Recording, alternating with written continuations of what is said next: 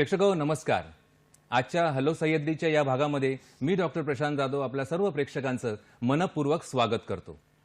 मित्रो, आपला देश भारत हा विकसनशील देशापासून ते विकसित देशापर्यंतची आता त्याची घोडदौड जोराने सुरू आहे आणि याच अनुषंगाने विकसित आर्थिक महाशक्ती बनण्याच्या दिशेने आपली वाटचाल अगदी एका तेजीने सुरू आहे. अशा परिस्थितीमध्ये प्रगतीमध्ये आणि विकासामध्ये जर कोणते अडथळे आणि अडसर असेल तर तो म्हणजे भ्रष्टाचार. मग तो कुठेही कसाही कोणत्याही प्रकारचा आणि कशाही स्वरूपात असो.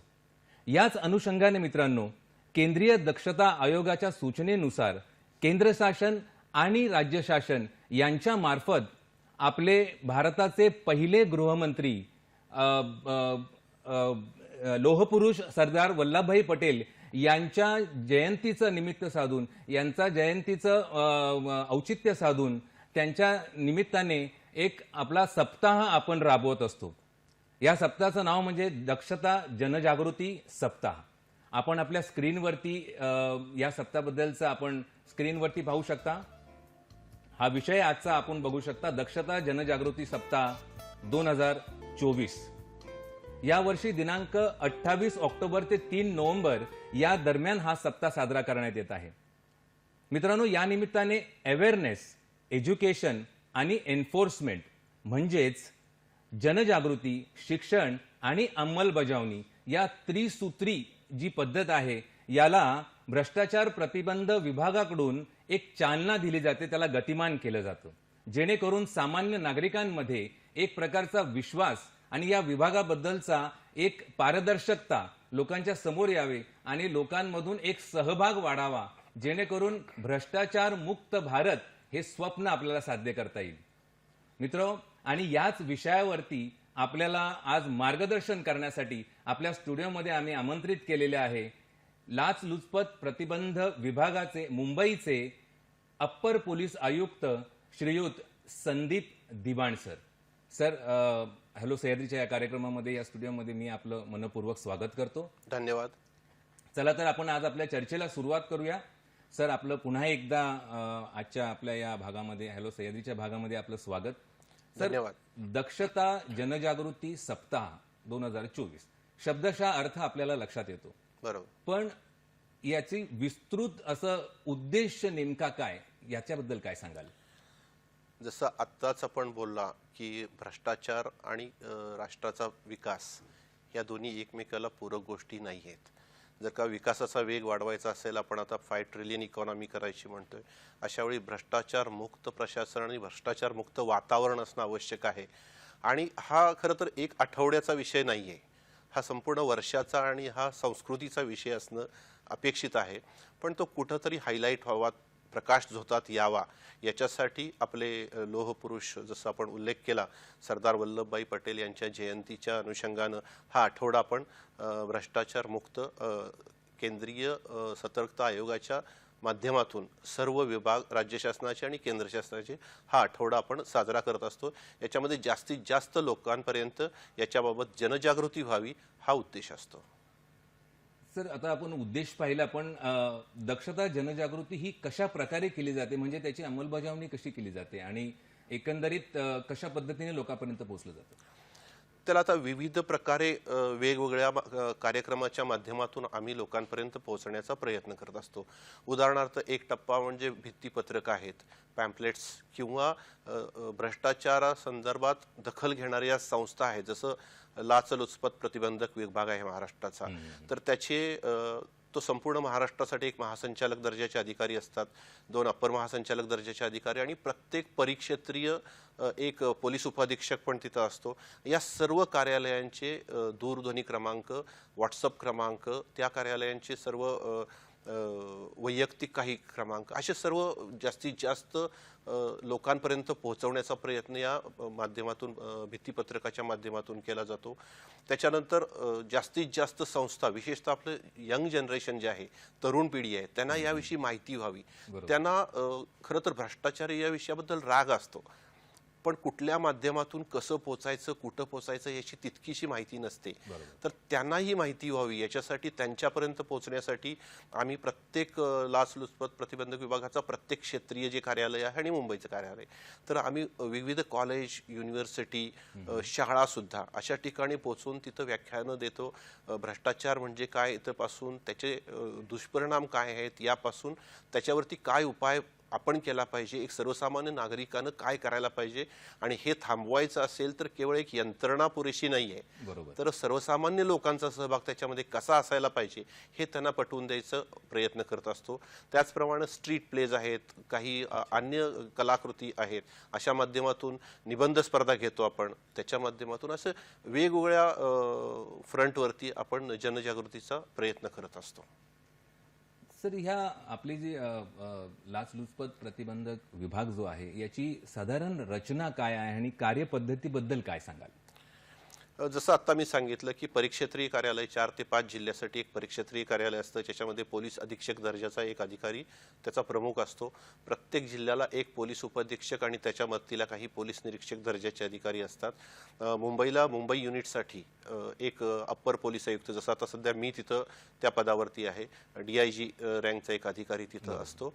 आणि संपूर्ण महाराष्ट्राचं कामकाज पर्यवेक्षण करण्यासाठी 2 अप्पर महासंचालक आणि संपूर्ण विभागाचे प्रमुख म्हणून एक पोलीस महासंचालक दर्जाचे अधिकारी कामकाज करत असतात.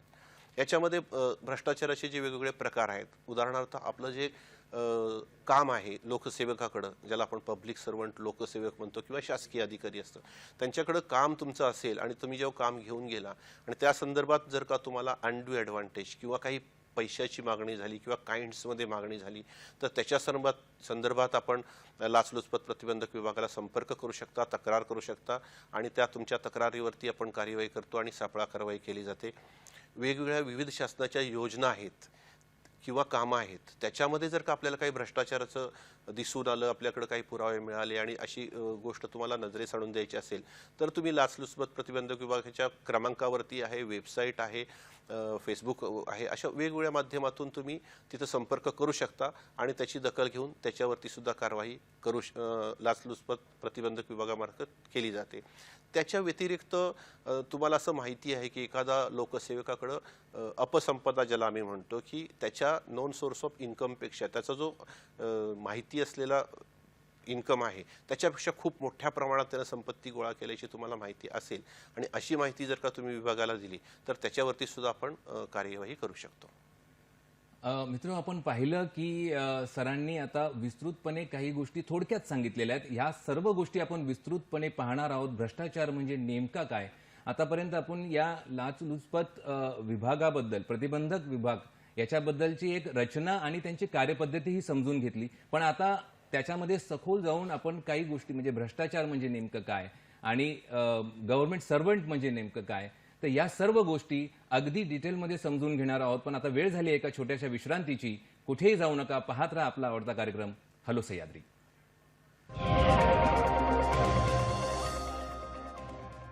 ब्रेक नंतर पुन्हा एकदा हॅलो सह्याद्री या कार्यक्रमामध्ये सर्व प्रेक्षकांचं मनापासून स्वागत. आपला आजचा विषय आहे दक्षता जनजागृती सप्ताह 2024 आणि आपल्या सोबत आहेत लाचलुचपत प्रतिबंधक विभागाचे मुंबईचे अप्पर पोलीस आयुक्त श्रीयुत संदीप दिवाण सर. सर, ब्रेकवर जाण्याच्या अगोदर आपण एकंदरीत कार्यपद्धती आणि सर्व गोष्टी पाहिली. आता सगळ्यात महत्त्वाचा प्रश्न, जर जनजागृती अभियान आपण जर घेतोय तर या संदर्भात लोकांनी तक्रार म्हणजे या विषयाच्या अनुषंगाने घेऊन कुठे यायची, कशी यायची, त्याची काही टोल फ्री क्रमांक वगैरे अशा काही आणि माध्यमं कोणती या सर्व गोष्टींची?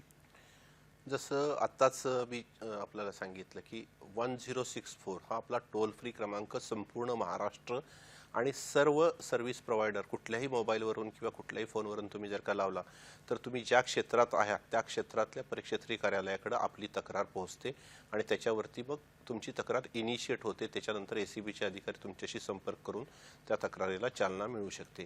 त्याच्याशिवाय सर्व कार्यालय आहे तिथं तुम्ही स्वतः जाऊन सुद्धा तक्रार देऊ शकता. अधिकारी तुमची तक्रार ऐकून ते लिहून घेऊन त्याच्यानंतर त्याच्यावरती कार्यवाही करू शकतात. या व्यतिरिक्त www.acb महाराष्ट्र.gov.in ही आमची वेबसाईट आहे. त्याच्यावरती तुम्ही तक्रार रजिस्टर करू शकता. पूर्वाश्रमीचं ट्विटर किंवा आत्ताचं एक्स @ACB महाराष्ट्र आहे, त्याच्यावरती तुम्ही तक्रार नोंदवू शकता. आपला मोबाईल ॲप आहे acbmaharashtra.net. त्याच्याशिवाय फेसबुक पेज आहे आपलं, फेसबुक www.facebook.com/महाराष्ट्र ACB आहे. असे विविध आपल्याकडं माध्यम आहेत. आता समाज माध्यम आणि व्हर्च्युअल मीडियाचं इतकं प्रभाव वाढलेला आहे, त्यामुळे ACBनं सुद्धा हे सगळं अडॉप्ट केलेलं आहे. आणि ह्या कुठल्याही माध्यमातून म्हणजे थेट येण्यापासून वेगवेगळ्या माध्यमातून तुम्ही कसाही आपली तक्रार लॉग इन करू शकता आणि त्याच्यानंतर ACBचे अधिकारी त्या त्या क्षेत्राचे तुम्हाला संपर्क करून तुमची तक्रार तिला कायदेशीर स्वरूप देऊन पुढं कसं न्यायचं ते कार्यवाही करत असतात. मित्र, आपण आता पाहिलं की वेगवेगळी माध्यमं जेणेकरून आपण या विभागापर्यंत कोणतीही तक्रार घेऊन पोहोचू शकता. आम्ही अधूनमधून हेच स्लाइड आपल्याला दाखवणार आहोत. आपण त्याची नोंद करून घ्यावी किंवा फोटो काढून घ्यावा मोबाईलमध्ये. सर, ब्रेकवर जायच्या अगोदर पण आपण चर्चा केली होती की भ्रष्टाचार हा जो विषय आहे, भ्रष्टाचाराची व्याख्या नेमकी काय आहे, काय थोडंसं विस्तृतपणे काय सांगाल याबद्दल? भ्रष्टाचाराची व्याख्या करायची म्हटलं तर ती खूप मोठी आहे. आणि 88चा जो कायदा होता त्याच्यामध्ये 2018मध्ये ज्या सुधारणा केलेल्या आहेत त्याच्यामध्ये लाचेची व्याख्या सुद्धा खूप बदललेली आहे. म्हणजे फक्त पैसे देणे घेणे हा भ्रष्टाचार नाही होत आहे, तर कॅश अँड काइंड म्हणजे कुठल्याही स्वरूपात ज्याला अनड्यू ॲडव्हान्टेज किंवा गैरलाभ ज्याला आपण म्हणू शकतो मराठीमध्ये, असा कुठलाही फायदा लोकसेवक त्याच्या स्वतःच्या पदाचा वापर करून ॲक्ट ऑफ कमिशन किंवा ओमिशन एखादी गोष्ट तुमची करायसाठी जरी मागत असेल किंवा एखादी गोष्ट नाही करायसाठी जरी मागत असेल, या दोन्ही गोष्टी भ्रष्टाचारामध्ये येतात. म्हणजे ज्यानं त्यानं कायदेशीर काम जे करणं अपेक्षित आहे ते करायसाठी तो पैसे मागतोय किंवा कित्येक वेळा काम न करणं. उदाहरणार्थ पोलीस विभागात समजा एखाद्या गुन्ह्यामध्ये अटक करायची आहे, ती अटक करणं कायदेशीर काम आहे त्याचं, पण ते न करण्यासाठी जर का तो पैसे मागत असेल तर ते ॲक्ट ऑफ ओमिशन होतं. अशा कुठल्याही स्वरूपात अनड्यू फेवर करायसाठी जर का काही अपेक्षा करत असेल कुठल्याही स्वरूपात तर ते भ्रष्टाचारामध्ये मोडते. सर, भ्रष्टाचार आणि लाच या गोष्टीमध्ये आपण काही गोष्टी सांगितल्या मोडतात. अजून कोणत्या गोष्टी म्हणजे स्त्रियांच्या अनुषंगाने काही आपल्याला सांगता येईल का? हां, आता जसं मी म्हटलं ना, अनड्यू ॲडव्हान्टेजमध्ये काही फेवर्स जर का एखाद्या महिलेला मागितली तरी तो सुद्धा भ्रष्टाचारामध्ये आपण आता 2018मध्ये जो कायद्यात सुधारणा झाली आहे त्याच्यामध्ये इन्क्लूड केलेला आहे. म्हणजे एखादा लोकसेवक जर का एखाद्या महिलेकडे तशा पद्धतीने जर का फेवर्स मागत असेल तर तो सुद्धा भ्रष्टाचारामध्ये मोडतो. सर, एक साधारण माणसांमध्ये एक समज असतो की भ्रष्टाचार, ब्राईब ज्याला आपण म्हणतो, लाच आणि एक्स्टॉर्शन यातला मूलभूत फरक काय आहे?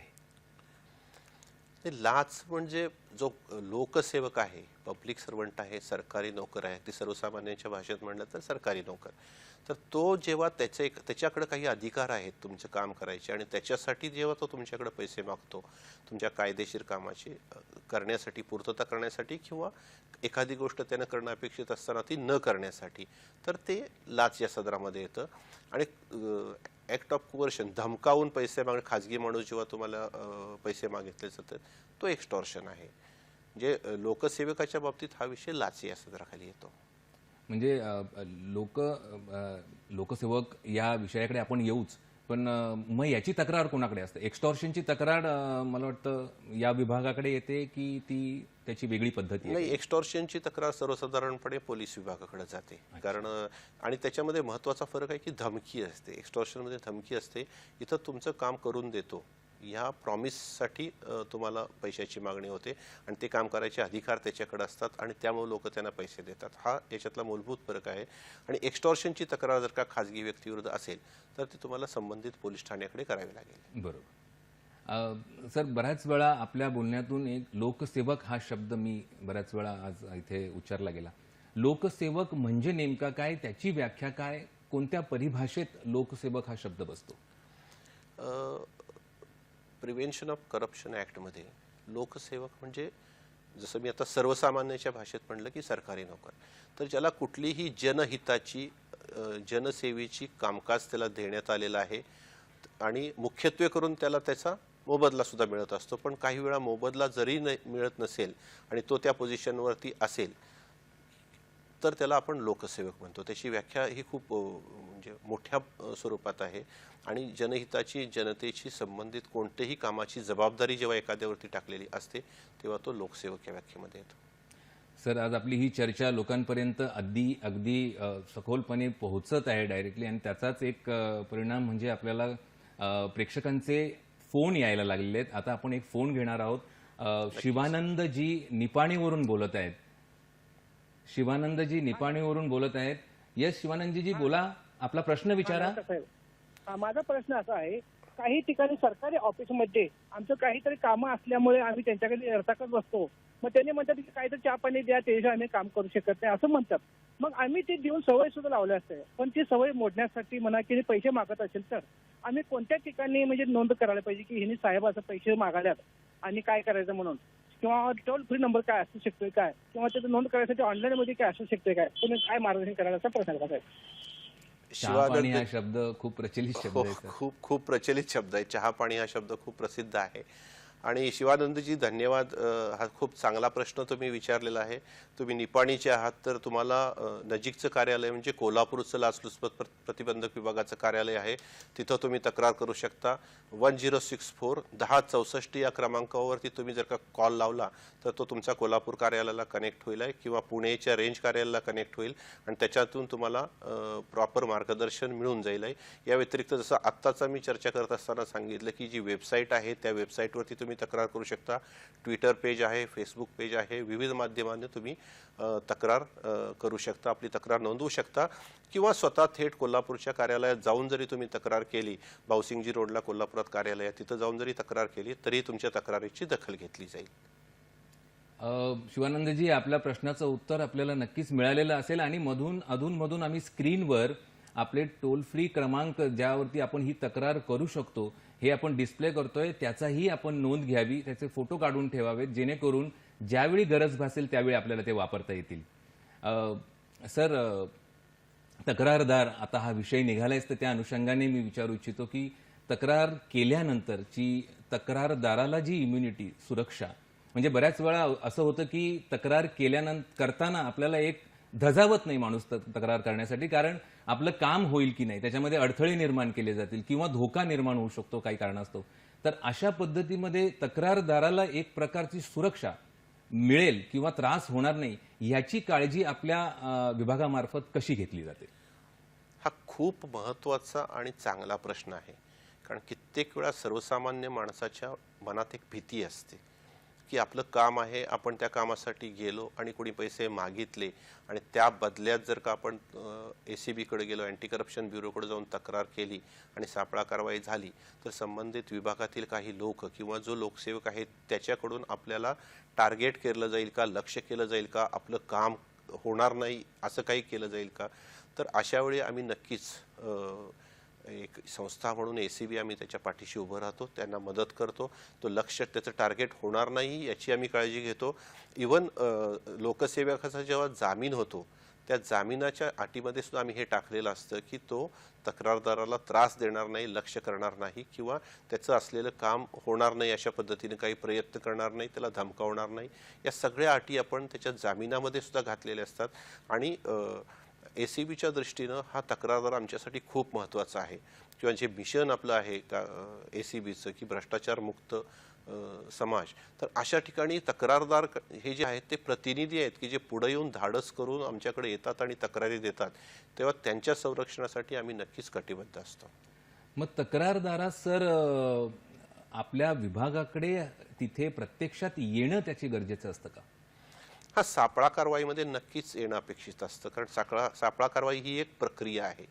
जेव्हा एखादा कायदा असतो त्याच्या अंमलबजावणीमध्ये किंवा कायद्याचा जो नैसर्गिक समतोल आहे ज्याला म्हटलं जातं तो असणंही महत्त्वाचं आहे. म्हणजे भ्रष्टाचाराचं निर्मूलन तर नक्कीच व्हायला पाहिजे, पण त्याचा कायद्याचा गैरवापर होऊन कुठल्या निर्दोष व्यक्तीला त्रास पण झाला नाही पाहिजे लोकसेवकाला.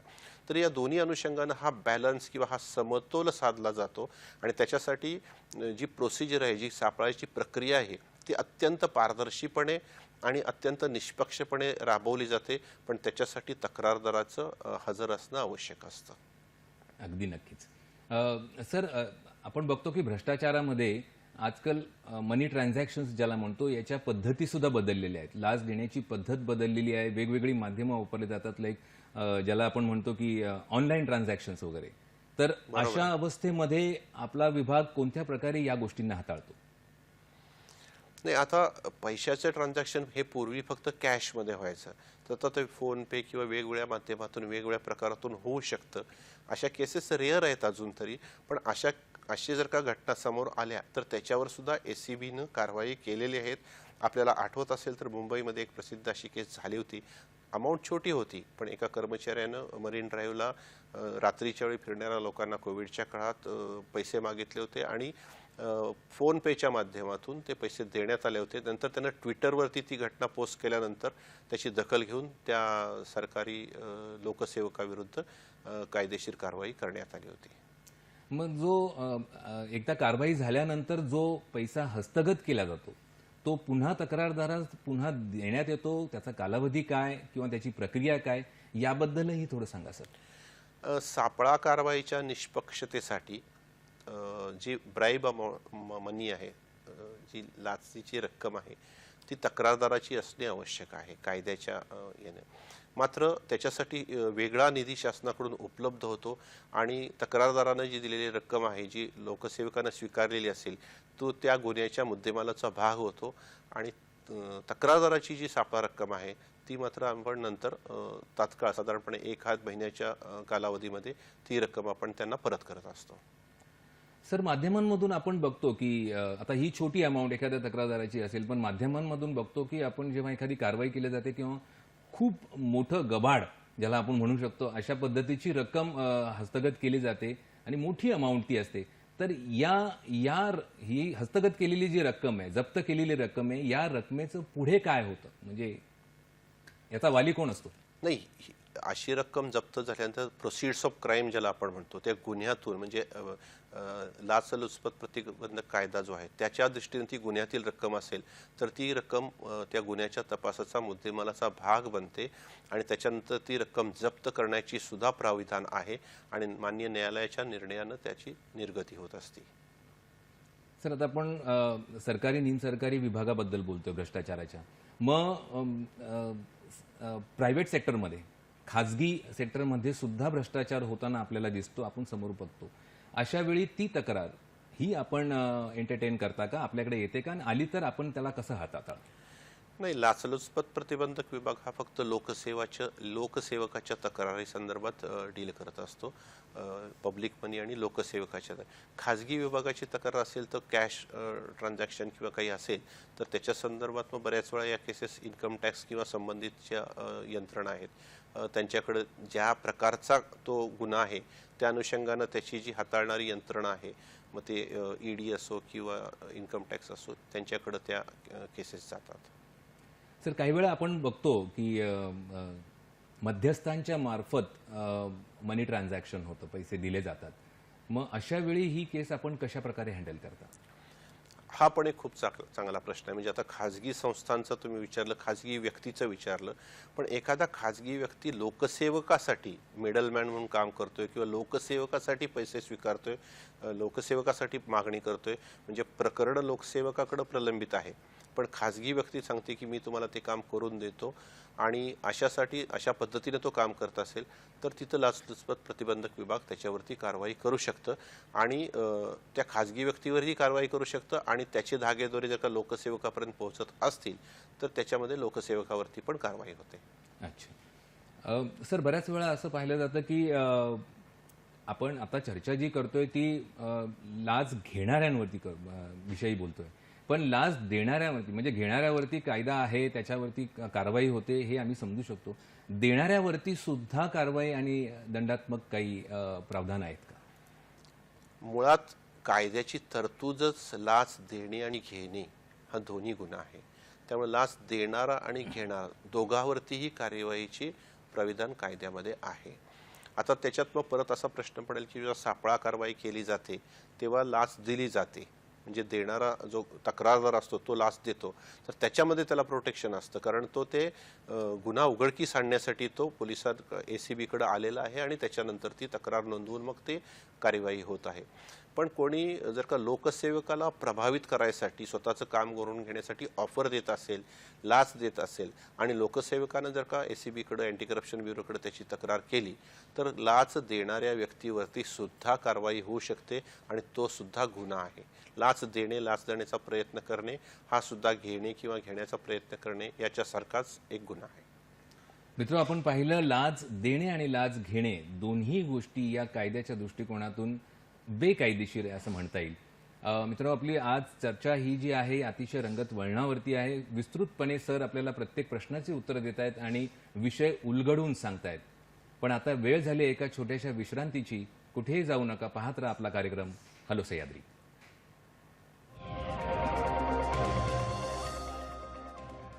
ब्रेक नंतर पुन्हा एकदा सर्व प्रेक्षकांचं हॅलो सह्याद्री या भागामध्ये कार्यक्रमामध्ये आपलं मनापासून स्वागत.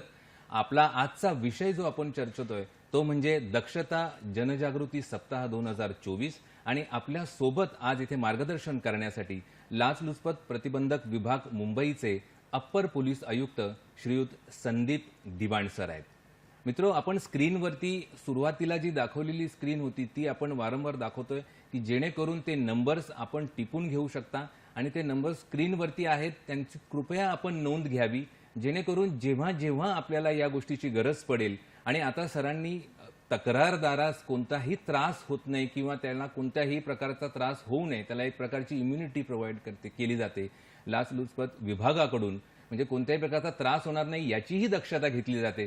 त्यामुळे समोर येऊन तक्रार करणं फार गरजेचं आहे आणि तक्राराची माध्यमं जी आहेत ती आपण अधूनमधून आपल्याला दाखवतोय जेणेकरून आपण त्याची नोंद घेऊ शकता. सर, आपण मगाशी लोकसेवक आणि या सर्व गोष्टींबद्दल बोललो, तर लोकसेवकाच्या एक थोडासा ओझरता आपण विषय घेतला, अपसंपदा, डिस्प्रपोर्शनेट ॲसेट्स ज्याला आपण म्हणू शकतो. या गोष्टींवरती ते समोर दिसतंय, म्हणजे याचीही तक्रार येणं गरजेचं आहे की समोर दिसतंय आपण ती कारवाई करू शकतो की याच्याही काही वेगळ्या पद्धती आहेत आणि ती कशा प्रकारे केली जाते?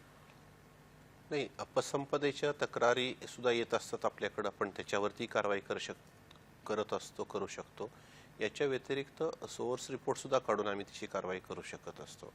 की उदाहरणार्थ एखाद्याचं सर्वसाधारणपणे अपसंपदा म्हणजे काय, तर त्याचं पगाराचं किंवा नॉन सोर्स ऑफ इन्कम जो आहे तो साधारण उत्पन्न ठराविक आहे, त्याच्यामध्ये स्टँडर्ड त्याचा खर्च किती असू शकतो, ज्याला आपण नाशाबितीचा खर्च म्हणू शकतो, तो तेवढा खर्च सर्वसाधारण प्रत्येक व्यक्तीचा होत असतो. त्याच्या व्यतिरिक्त त्याचा अजून काही स्पेसिफिक खर्च आहे का, उदाहरणार्थ परदेशवारी असो किंवा अजून काही अशा पद्धतीचा, तर हा सगळा खर्च उत्पन्नातून वजा करून जी बचत राहते ती बचत आणि त्यानं ॲक्वायर केलेली मालमत्ता याच्यात कुठंतरी ताळमेळ असणं आवश्यक आहे. म्हणजे उदाहरणार्थ बचत एक 10 रुपये आहे आणि मालमत्ता 30 रुपयाची दिसते, 40, तर याचा अर्थ ती रक्कम अपसंपदेची आहे आणि ती रक्कम वेगळ्या मार्गाने किंवा भ्रष्ट मार्गाने कमावलेली आहे असं मानायला जागा असते आणि याच्यावरती मग ब्युरो चौकशी केली जाते आणि त्या चौकशीनंतर अपसंपदेचे गुन्हे आपण दाखल करत असतो. मित्र, आपण पाहिलं अपसंपदेबद्दल ती कुणाची का असेना, म्हणजे सरकारी निमसरकारी अधिकारी आणि त्याच्याशी संलग्न असलेल्या लोकांच्या बाबतीत आपण बोलतोय, तर या संदर्भातही सरांनी आपल्याला विस्तृतपणे सांगितलेलं आहे. त्यामुळे एक विश्वास निर्माण होतो की कोणत्याही चुकीच्या गोष्टीला कुठेही दाबलं जात नाही, त्याची वाच्यता होऊन त्याला कुठेतरी कार्यवाही त्याच्यावरती नक्कीच केली जाते. सर, एकंदरीत हा जो सप्ताह आपण आता साजरा करतोय याच्यामध्ये म्हणजे आपण तक्रारदाराबद्दल जेव्हा आपण विषय घेतला तर केंद्र सरकार आणि राज्य सरकार या दोन्हीही अधिकारी किंवा कर्मचारी ह्या कक्षेमध्ये येतात. मग केंद्र सरकार केंद्राशी संलग्न असलेल्या व्यक्तीची जर तक्रार आली तर ती तुमच्याकडे आल्यानंतर राज्यस्तरावरती कशा प्रकारे ती हाताळली जाते किंवा त्याच्यामध्ये ताळमेळ कसा राखला जातो? हे सर्वसाधारणपणे असं एक ज्याला कन्व्हेन्शन म्हणू शकतो आपण की केंद्रीय कर्मचाऱ्यांचे जे संदर्भातील प्रकरण आहे ते CBIची जी ACB असते, CBIची एक लाचलुचपत प्रतिबंधक विभागाची विंग आहे, ते हँडल करत असतात आणि राज्य शासकीय कर्मचारी इथले पब्लिक सर्वंट लोकसेवकाची तक्रारी स्टेट ACB हँडल करत असते. त्याच्यामध्ये डुप्लिकेसी होऊ नये किंवा ओव्हरलॅपिंग होऊ नये याच्यासाठी हा एक निर्णय आहे. पण काही ठिकाणी समजा डिमांड आहे, लाचेची मागणी आहे केंद्रीय कर्मचाऱ्याची आणि त्या ठिकाणी जर का CBIचं ऑफिसच नाही आहे किंवा सीबीआयचे कर्मचारी अधिकारी तिथपर्यंत पोहोचणं शक्य नाही. अशा वेळी राज्य ACBनं सुद्धा अशा कारवाया केलेल्या आहेत त्या करू शकतात आणि नंतर ते खटले सीबीआयकडे वर्ग होऊन जातात, हँडओव्हर करू. हँडओव्हर होऊन जातात. मग सर या सगळ्या कारवाईंमध्ये राजकीय हस्तक्षेप होण्याची किती संभावना आहे आणि त्याबद्दल काय सांगाल? नाही, मुळात व्हिजिलन्स हा एक पूर्णपणे स्वतंत्र आणि इंडिपेंडंट विभाग आहे आणि याच्यामध्ये असं म्हणजे अगदी खरं सांगायचं तर असं कुठल्याच प्रकारे हस्तक्षेप, कारण इथं हा सगळा खेळ हा आकडेवारीचा असतो. अकाउंट्स म्हणजे तिथं जे गुन्हे आहेत, तुमचं उत्पन्नही कागदावरती असतं, तुमचा खर्चही कागदावरती असतो, तुमची बचतही कागदावरती असते. त्यामुळं एक सेट जी प्रोसिजर आहे त्या प्रोसिजरप्रमाणे आपण ते करत असतो आणि ज्याचं फेअर त्याच्यामध्ये जी काय निष्पन्न होत असेल त्या पद्धतीनं कारवाई होत असते. असा कुठलाही हस्तक्षेप याच्यामध्ये करायला स्कोपही नसतो आणि होतही नाही. अतिशय सुंदर. सर एक नाजूक प्रश्न मला आपल्याला विचारावासा वाटतो आज या कार्यक्रमाच्या निमित्ताने की आपला विभाग जो आहे तो लाचलुचपत प्रतिबंधक विभाग, ठीक आहे, ह्या सगळ्या गोष्टी आपण समजतो, पण जसं आपण म्हणतो ना की दिव्याखाली अंधार, हे होण्याची शक्यता कितपत आपल्याला वाटते? नाही, कुठलीही संस्था ही स्वतःची सँक्टिटी जपण्याचा प्रयत्न करत असते, कुठलाही विभाग, आणि विशेषतः जेव्हा लाचलुचपत प्रतिबंधक विभाग आहे म्हणजे ज्याच्याकडं भ्रष्टाचार रोखण्याचं काम आहे, त्यामुळे तिथं तर जास्त म्हणजे सचोटी जो हा प्रकार आहे तो अत्यंत चांगल्या पद्धतीनं असणं अपेक्षितच आहे.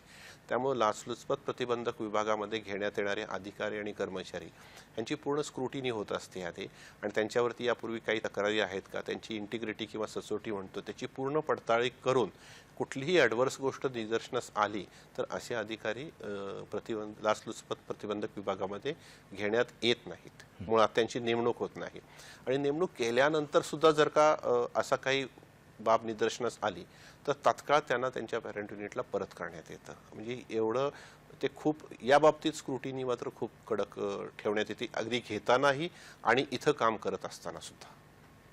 मग सर आपल्या विभागातील जे अधिकारी किंवा कर्मचारी आहेत यांना एक सकारात्मक व चांगली ज्याला आपण मानसिकता निर्माण करण्याची जी गोष्टी आहेत म्हणजे ह्या म्हणतो, तर याचे प्रयत्न आपल्याकडून किती केले जातात आणि कशा प्रकारे केले जातात? नाही, मुळात लाचलुचपत प्रतिबंधक विभागात आल्यानंतर ज्याला कपॅसिटी बिल्डिंग म्हणतो, सर्वसाधारण पोलीस विभागातले अधिकारी आणि अजून काही बाकी विभागातले सुद्धा अधिकारीची पदं आहेत, अकाउंट्समधले असेल किंवा GST विभागातील. तर अधिकारी जेव्हा येतो तेव्हा मुळात या गुन्ह्याची म्हणजे हा स्पेशल ॲक्ट आहे प्रिव्हेन्शन ऑफ करप्शन ॲक्ट, या गुन्ह्याच्या संदर्भात याचा तपास कसा करायचा किंवा याच्या ज्या चौकशा आहेत त्याच्या काही प्रक्रिया आहेत त्या कशा करायच्या याबाबत त्यांना त्यांची कपॅसिटी बिल्डिंग म्हणजे त्यांना प्रशिक्षण देण्यात येतं. त्याच्यानंतर त्यांच्या रिस्पॉन्सिबिलिटीबद्दल त्यांच्या ज्या जबाबदाऱ्या आहेत विशेषतः ACBमध्ये आल्यानंतर त्यांच्या काय जबाबदाऱ्या आहेत त्याची त्यांना जाणीव करून देण्यात येते. आणि जेव्हा व्हिजिलन्स विभाग आहे तेव्हा त्यांनी अधिक जबाबदारीनं समाजात वागणं अपेक्षित असतं, त्या बाबतीत सुद्धा त्यांचं वेळोवेळी समुपदेशन करण्यात येत असतं आणि त्या पद्धतीनं म्हणजे विभागाची प्रतिमा ही चांगलीच राहील समाजात अशा पद्धतीनं त्यांनी काम करावं आणि स्वतः स्वयंप्रेरणेनं काम करावं अशी अपेक्षा असते आणि त्या पद्धतीने त्यांची मानसिकता घडवण्याचा आम्ही प्रयत्न करत असतो. मग सर सर्वसामान्य जनतेमध्ये नागरिकांमध्ये आपल्या विभागाबद्दलची एक पारदर्शकता आणि विश्वासार्हता निर्माण व्हावी यासाठी काही विशेष प्रयत्न आपल्या विभागाकडून केले जातात का? नाही, नक्कीच. म्हणजे आता हा जो ड्राईव्ह आहे लोकांपर्यंत पोहोचण्याचा हा एका आठवड्याचा नाही आहे. एक याला म्हणतो आपण एखादा दिवस साजरा करत असतो पण याचा अर्थ ते काम फक्त त्याच दिवशी साजरं होत नसतं. तसं हा एक सिम्बॉलिक हा आठवडा साजरा करतोय, पण हे प्रयत्न पूर्ण वर्षभर चालू असतात.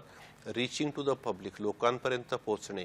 कित्येक वेळा म्हणजे ग्रामीण भागातले अधिकारी गावोगावी काही वेळा ग्रामसभा सुद्धा अटेंड करत असतात, ग्रामसभेमध्ये जाऊन सुद्धा लोकांचं समुपदेशन करत असतात. काही व्हॅन आहेत त्याच्यावरती लाचलुचपत प्रतिबंधक विभागाचे हे जे आपले भित्तीपत्रक आहेत अशा पद्धतीचे लावून सुद्धा अवेअरनेस कॅम्पेन राबवण्यात येतं आणि लोकांना त्यांचे अधिकार काय आहेत. कित्येक वेळा जसं आता मगाशी एक आपला एक फोन आला होता त्याच्यामध्ये त्यांनी म्हणलं चहा पाण्याची सवय आम्हीच लावतो, तर तसं होऊ नये, त्यांनी ते करू नये याच्यासाठी सुद्धा त्यांचं समुपदेशन लोकांपर्यंत पोहोचून त्यांना समजवण्याचं काम आणि एक विश्वास देण्याचं. मी जर का तक्रार केली तर सर्वसाधारणपणे कित्येक वेळा या मर्यादा असतात की लोकांनाही असं वाटतं की मी केली तर नेमकं होणार का, तर तो विश्वास देण्याचं काम सुद्धा SCBचे अधिकारी आणि कर्मचारी करत असतात. मित्र, आपण पाहिलं की लाचलुचपत प्रतिबंधक विभागाकडून सुद्धा आपली स्वतःची प्रतिमा अबाधित राहावी, त्याच्याबद्दलची विश्वासार्हता वाढावी आणि त्याची पारदर्शकता लोकांपर्यंत पोहोचावी, यासाठीही काही विशेष प्रयत्न केले जातात. त्यामुळे तक्रारदाराने विश्वासाने या विभागाकडे पोहोचण्यास काहीच हरकत नाही. मित्र, ही चर्चा आपण अशीच सुरू ठेवणार आहोत. काही महत्त्वाचे मुद्दे अजून आपण इथे सरांकडून जाणून घेणार आहोत. पण आता वेळ झाली एका छोट्याशा विश्रांतीची. कुठे जाऊ नका, पाहत राहा आपला कार्यक्रम हॅलो सह्याद्री.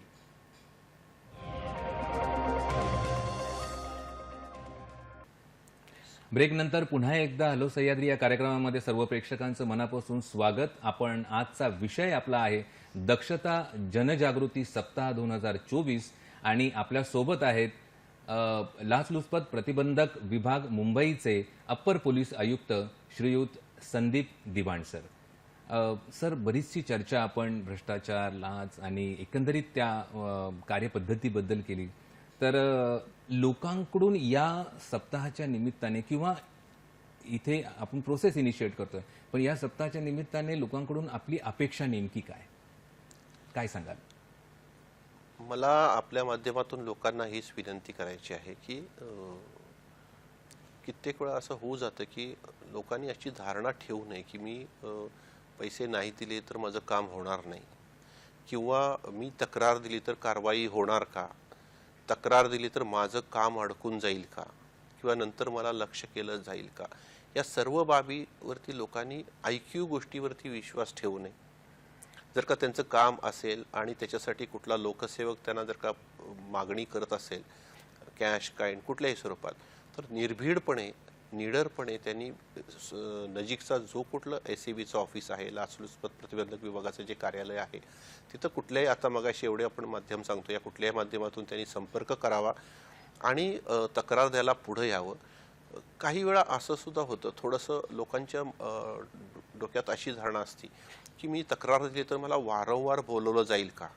म्हणजे प्रत्येकजण हल्ली वेळेचं महत्त्व खूप वाढलेलं आहे, तर त्यांना असं वाटतं की ह्या प्रक्रियेमध्ये मी अडकून राहील का आणि वारंवार मला बोलवलं जाईल, परत न्यायालयात वारंवार बोलवलं जाईल.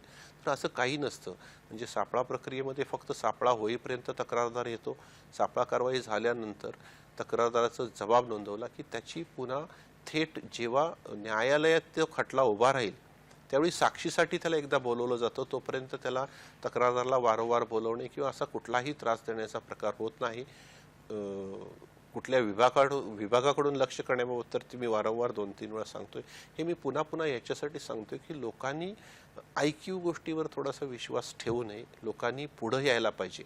अजून एक गोष्ट थोडीशी महत्त्वाची सांगायची आहे मला, की जेव्हा सापळा कारवाई आहे, कित्येक वेळा लोकांचं असं परसेप्शन असतं की समोर काही वेळा दिसत आहेत गोष्टी, मग त्याच्यावरती ब्युरो कारवाई का करत नाही आहे. तर कायद्याचं जसं मी मगाशी म्हणलं समतोल जो आहे, तेव्हा जोपर्यंत देणारा सांगत नाही की मला पैशाची मागणी आहे आणि मला लाच मागितली जाते, तोपर्यंत ती लाच आहे हे प्रिझ्युम करून कारवाई करणं शक्य नाही आहे. मग त्याच्यामध्ये कित्येक वेळा असंही होऊ शकतं की त्यांचा दुसरा काही व्यवहार आहे का. तर त्यामुळे तक्रारदारांनी लाचलुचपत प्रतिबंधक विभागाकडे येणं अत्यंत आवश्यक आहे, विशेषतः सापळा कारवाईमध्ये. आणि त्याच्यामध्ये अत्यंत प्रामाणिकपणे आणि कसोशीनं प्रयत्न करून आपण त्या कारवाया करत असतो. आणि मला सांगायचं आहे की अशा कारवाईचा प्रभाव खूप चांगला होतो, हे आम्ही बघतो. म्हणजे जेव्हा एखादा लोकसेवक पकडला जातो तेव्हा कित्येक वेळा म्हणजे लोकांना रिलीफ मिळत असतं त्याच्यातनं, आणि मग त्याचा जो इम्पॅक्ट असतो तो खूप मोठ्या प्रमाणात आणि काही दिवसासाठी का होईना नक्की राहत असतो.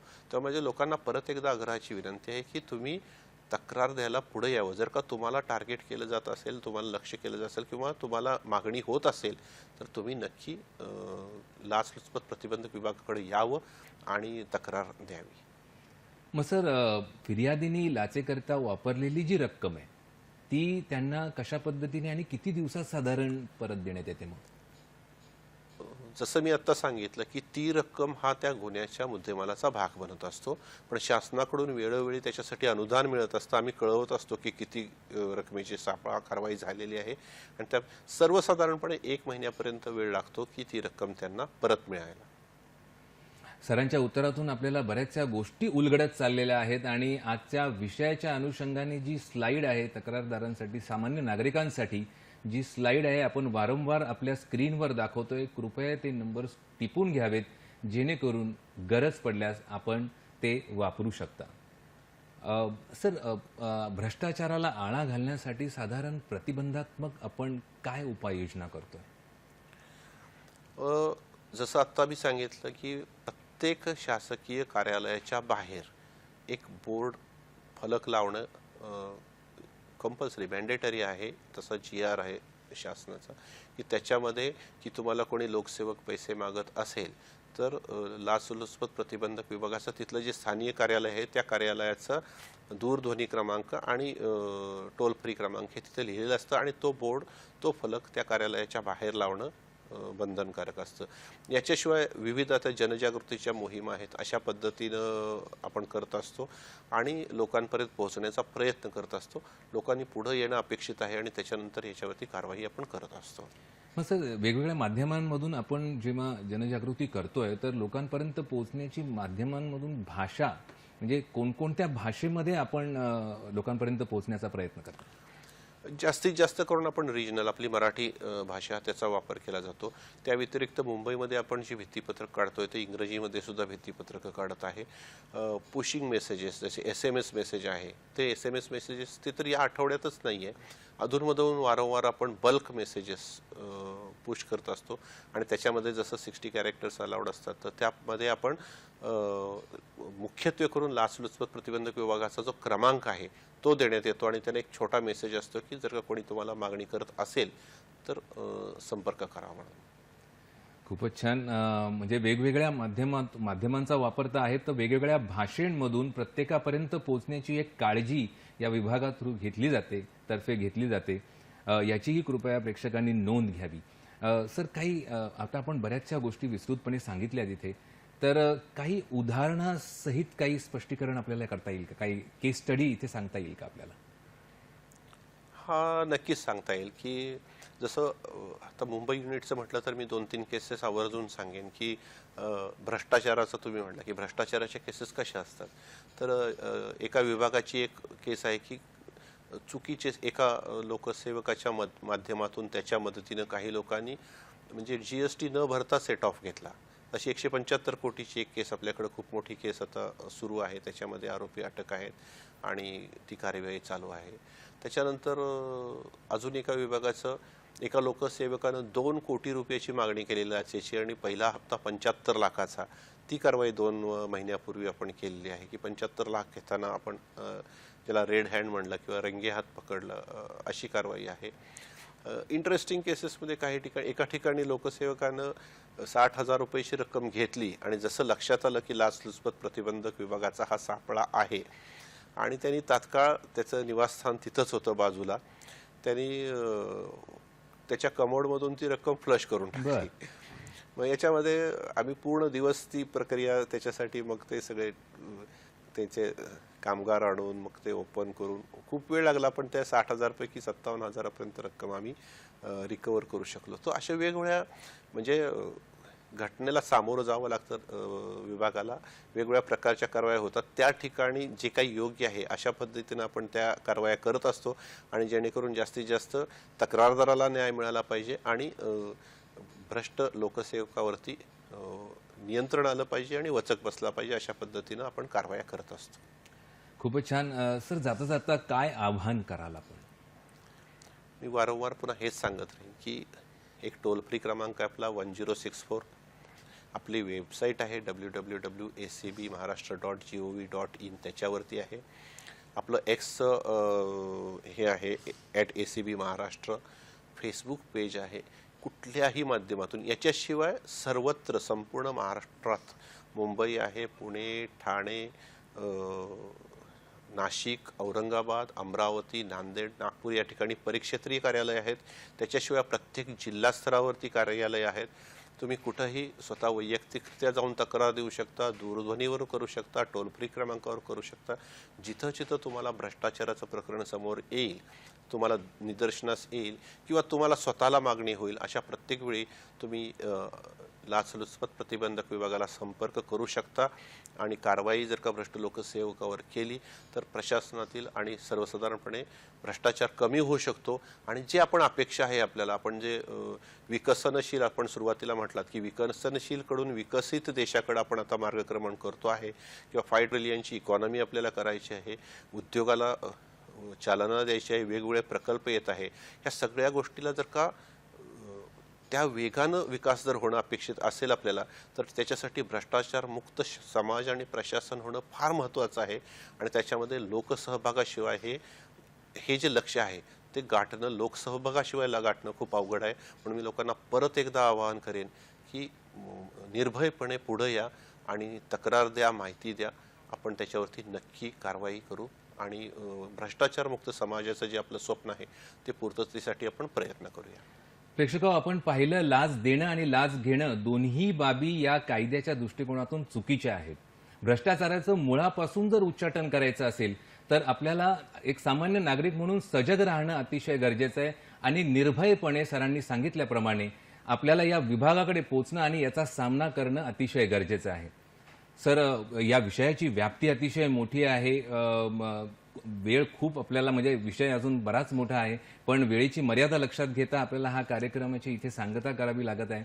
सर, आपण इथे आपल्या व्यस्त वेळापत्रकातून वेळ काढून आपण इथे आलात त्याबद्दल मी दूरदर्शनच्या सह्याद्री वाहिनीतर्फे, आमच्या हॅलो सह्याद्रीच्या पूर्ण संचातर्फे आणि आपल्या प्रेक्षकांतर्फे आपले मनपूर्वक आभार मानतो. धन्यवाद. धन्यवाद. आमचा सुद्धा हा विजिलन्स अवेअरनेस वीकचा हा पहिला दिवस आहे आणि आपल्या माध्यमातून, आपल्या लोकप्रिय चॅनलच्या माध्यमातून आम्ही लोकांपर्यंत पोहोचण्याची तुम्ही आम्हाला संधी दिली, याबद्दल मीही आमच्या विभागातर्फे आपणा सर्वांचे आभार मानतो. धन्यवाद. मित्र, भ्रष्टाचार मुक्त भारत हे स्वप्न आपल्याला साकार करायचं असेल तर आजच्या कार्यक्रमातून आपल्याला बऱ्याचशा गोष्टी इथे आपण ऐकल्या, अंगीकारल्या आणि त्याचं कुठेतरी आता इथे इम्प्लिमेंटेशन होणं गरजेचं आहे. मित्र, मी सांगितलं की व्याप्ती या विषयाची मोठी आहे, पण आता वेळेच्या मर्यादेमुळे आपल्याला थांबावं लागत आहे. पुन्हा भेटूया आपण हॅलो सह्याद्रीच्या नवीन भागामध्ये नवीन विषयासह नवीन पाहुण्यांसोबत. तोपर्यंत स्वस्थ रहा, मस्त रहा, आनंदी रहा. धन्यवाद. धन्यवाद.